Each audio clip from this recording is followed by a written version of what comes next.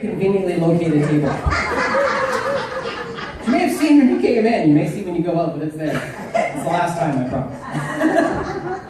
Maybe.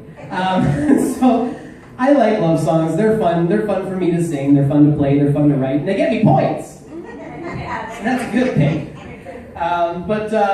Talking a little bit about love songs, I know that I've gotten myself in trouble singing my love songs in church. And, I've gone to a couple places and sung my love songs in church, and there's a specific character of person, which you may know somebody who is kind of like this, but the kind of character of person that is disapproving of pretty much everything. And, they'll come up to me at my very conveniently located table afterwards, and they'll cross their arms, and they'll look down on me. Well, everybody looks down on me. They'll look down on me, and they'll be like, "You can't sing love songs in church. They're of the devil." And I kind of fear for my life at that point. And so after I've changed my pants, I kind of have to explain myself a little bit when I start singing my love songs in church. And so I kind of think of it like this. Think of a kid on Christmas morning. We're getting up to that point. It's almost Christmas. And so, think of a kid on Christmas morning. And we've all kind of been there in one way or another. We've either experienced it in one way or, been that kid on Christmas morning. But the kid on Christmas morning, they wake up and they're so excited.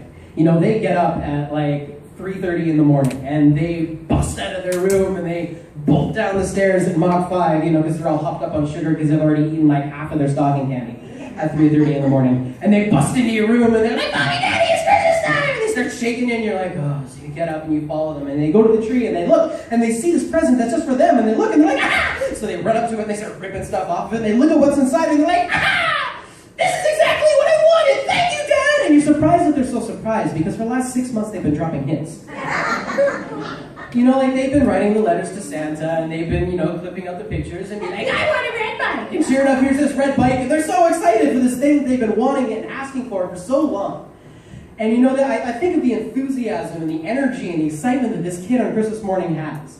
And I can't help but think of my wife. I think of this beautiful gift that I've been given. And I can't help but look at this beautiful gift that I've been asking for and praying for so long. And I can't help but look at her and just say, "Thank you, God. It's exactly what I wanted." And it's not just my wife, it's my kids. I've got 2 little kids at home. I've got a 4-year-old boy named Noah, and I've got a 2-year-old girl named May.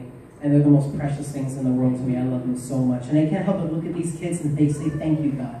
It's exactly what I wanted." It's not just my wife and kids, it's everything that God has given to me that I need to have that heart of gratitude for. It's my family and my friends and my house and my dog, anything that I can think of that God has given to me. I need to have that heart of gratitude to Him and look at these things and say, "Thank you, God. It's exactly what I wanted." And when somebody comes up to me and tells me that I can't sing my love songs in church, that's how I feel as though I can sing my love songs in church, because I'm so grateful to the God that has given me these things that I can't help but do what comes most naturally to me, and that's to start to sing, to thank Him for these things. And so I was singing my love songs in church and talking a little bit about love songs. I know that there is a love song that is far greater than any love song that I could sing to Sam. And far greater than any love song that any one person can sing to another person is a love song that we as God's children can lift up to our Father in heaven. And so if you know this love song, I'd encourage you to sing it along with me as I lift up my love song to the one who is love, and that is Jesus.